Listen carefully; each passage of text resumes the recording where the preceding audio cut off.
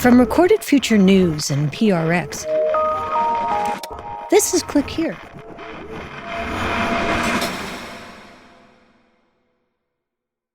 I'm a psychiatrist, spent 28 years in the Army. I came in 1970, retired in 1998 as a brigadier general, working with military families and veterans, and do a lot of public health activity as well.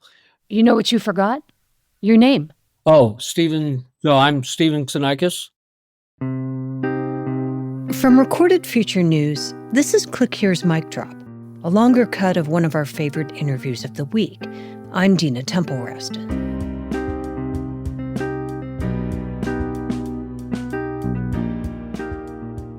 So when you think of a psychiatrist, you probably have a picture in your head. Calm demeanor, notebook, pen, maybe sitting across from a patient who's stretched out on a chaise lounge, nodding, taking notes. Classic Freudian stuff. But Dr. Stephen Xenakis is not exactly that kind of psychiatrist. For starters, he's a retired brigadier general in the Army, so he deals with a different kind of patient. He's worked with detainees at Guantanamo Bay. He's advised top military officials on the impact of blast wave concussions.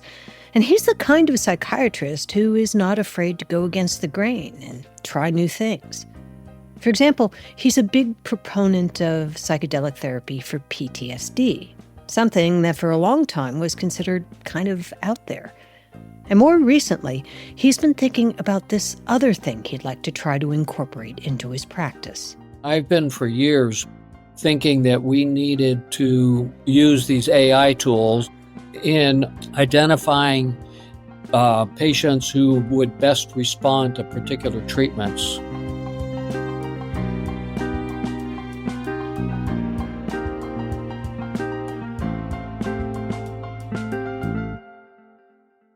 Stay with us. Support for Click Here comes from Curiosity Weekly, a podcast from Discovery. Each episode unpacks breaking science and tech news with experts who can make sense of it all. Recent episodes have covered what neuroscientists have learned from TikTok, how AI manages to read hieroglyphics, and whether today's robots can actually feel pain. All things I've wondered about. On Curiosity Weekly from Discovery, make sense of some of the biggest questions and ideas shaping our world. You can listen wherever you get your podcasts. Click Here is brought to you by Progressive Insurance. You chose to hit play on this podcast today. Smart choice. Make another smart choice with Auto Quote Explorer to compare rates from multiple car insurance companies all at once. Try it at progressive.com. Progressive Casualty Insurance Company and Affiliates. Not available in all states or situations. Prices vary on how you buy.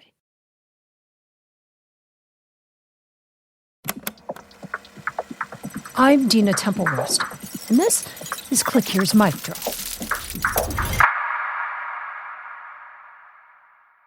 Stephen Xenakis often spends the day navigating the fragile terrain of the human mind. His patients include veterans, men and women who have seen war up close and have lived through things most people never even have to imagine. Now these veterans are home, but home isn't always a place you can simply return to. And they're struggling. Maybe they can't sleep. Maybe their nerves are on edge, their thoughts racing. So they come to see him. And like most psychiatrists, Xenakis listens.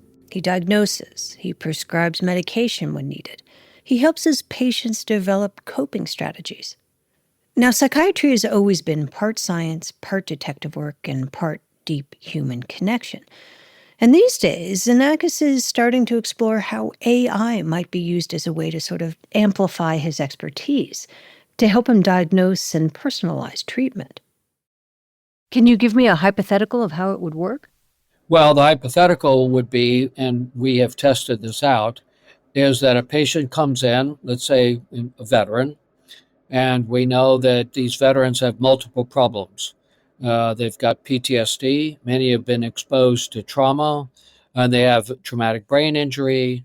They have had other injuries, so they've got chronic pain. They may have sleep problems. They may have been exposed to medications that have also made them feel more anxious or caused thinking problems. And they come in for an interview and they say, look, I need some help here. So, how do you figure out what this person needs? The traditional response was use a questionnaire, fill in some bubbles, rate your mood on a scale of 1 to 10, things like that. But Dr. Xenakis says no, that's just not enough. We're getting away from questionnaires. That's what I'm trying not to do. I think questionnaires, I think are too crude. That's standard in the field, but I don't think they get the kind of nuance, subtleties that we get just from an interview. What Dr. Xenakis would do instead of multiple choice questions is a more open-ended kind of interview with the patient. It would just be a raw interview that could be uploaded and compared to what we think is our reference interview or our sentinel, and how close is the correspondence. And because of the way these large language models work, they're able to find key words and nests of words that show what the correlation is. So this goes way beyond, it's quantum leaps beyond a questionnaire. So this is the idea. Not just forms, not just checklists, but something closer to the way real conversations work. And then AI would help doctors scan those conversations and pick up on things that might otherwise get missed. Maybe just some nuance that got lost in the shuffle of a long conversation. Or it could be something that a psychiatrist just doesn't have expertise in, but the AI has been programmed to understand. Dr. Xenakis says his interviews with patients would be structured in a way to actually help the AI. So would there be set questions so that you could compare apples and apples? Just a good clinical interview. I mean, I think good clinical interviews have set questions. I mean, what is the problem? How serious is it? How long have you had it?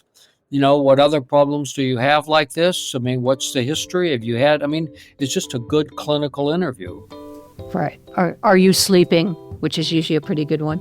Yeah, exactly. To tell something's off. I see.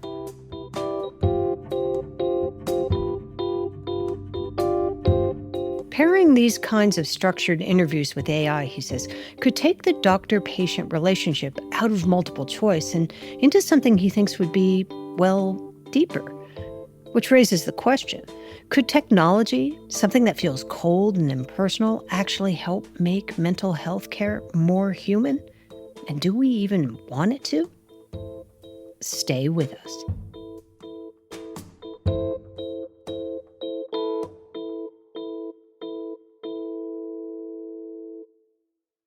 When was the last time you said, I never thought about it that way?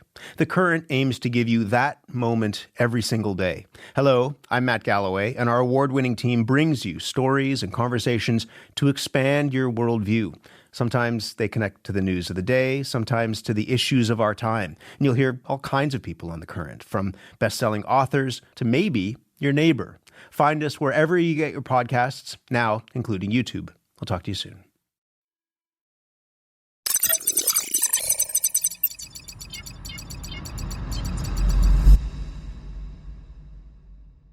So imagine you're a psychiatrist in a small town, maybe in Wyoming, or maybe Alaska. You've got veterans coming into your office, and some are struggling with PTSD, others with pain that just won't go away. And they need your help, but you don't have a huge team. Instead, you have a backlog of patients and not a lot of resources to go around. What Dr. Xenakis hopes AI can do is give doctors access to something that could both extend their expertise and make the treatment process more efficient. By connecting doctors to a system that could take every interview, every conversation they've had, and compare it to thousands, maybe hundreds of thousands of other conversations. Are there particular places where you think this would be particularly helpful?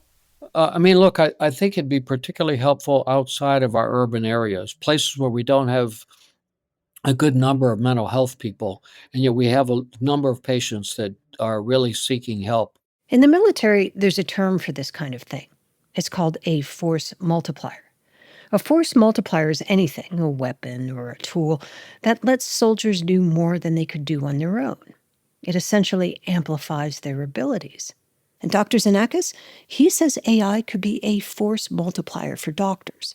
I know that there are many therapists out there that are in communities and may not have had a lot of experience. And the numbers are kind of shocking. In states like Alaska and Wyoming, veterans make up at least 10% of the population. But the number of psychiatrists in these states, well, for the roughly 1.3 million people, there are less than 200 registered psychiatrists in both Alaska and Wyoming combined. Psychiatrists in rural areas are strapped not just for resources, but for patient data to refer to. But a large language model could essentially expand the amount of patient data they can draw from to help guide their patient care. And then what they would be able to do is with a large language model, it would be compared with thousands, maybe hundreds of thousands of other patients so that you'd be using all that knowledge to come up with a solution. Yeah, exactly. And then it would learn over time. So we would be able to feed that back. The more we do that, the more we learn. And we say that, for example, a patient's prescribed a particular medication that we think would help with sleep. Well, as we look at that and look at those patients who were prescribed and look at their interviews, we can get a better idea of who would be a responder. And that's really important. Right. So that they don't take a pill that doesn't end up helping their problem. Yes, right. Because even with a great interview, even with the best doctors, no one gets everything right. But maybe with enough data, they could get closer.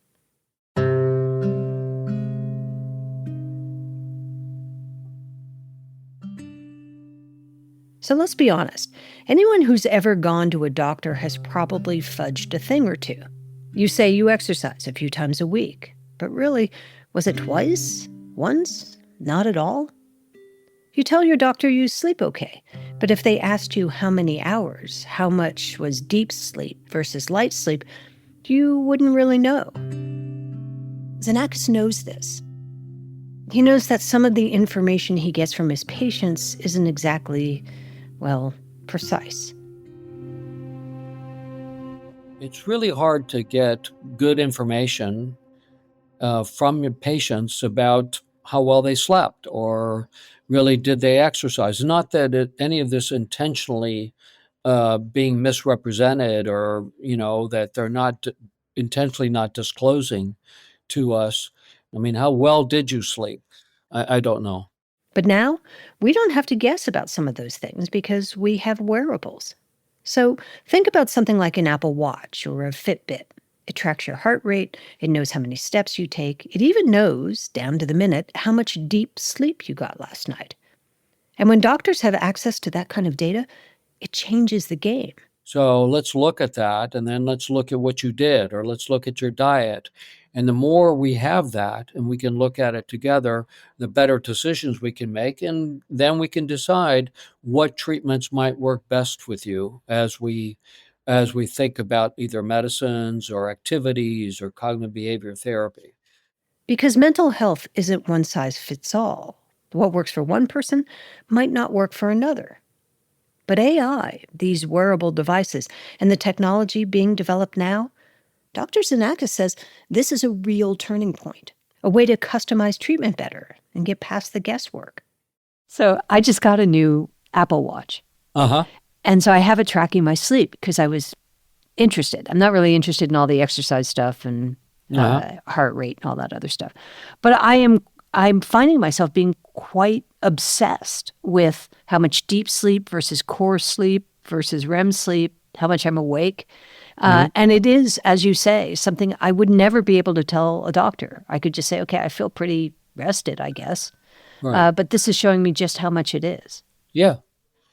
And I think it's I know that people can get obsessed with it, but I think it's really helpful. I use it a lot with my patients. Using technology in psychiatry, it sounds futuristic, maybe even revolutionary. The rub is that psychiatry isn't an equation. It isn't about solving for X. It's about people, and people can be messy.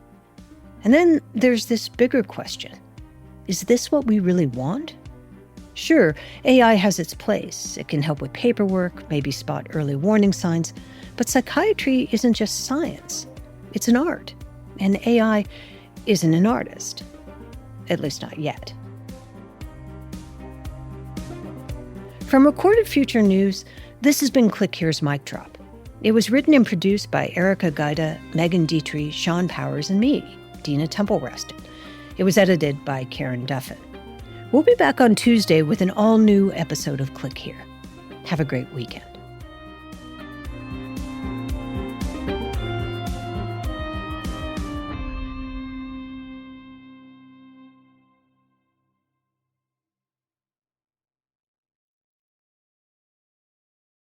If you're looking for a daily guide to cybersecurity news and policy, sign up for the Cyber Daily from Recorded Future News.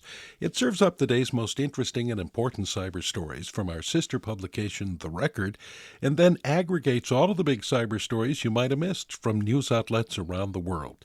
Just go to therecord.media and click on Cyber Daily to get all you need to know about the world of cybersecurity right in your inbox.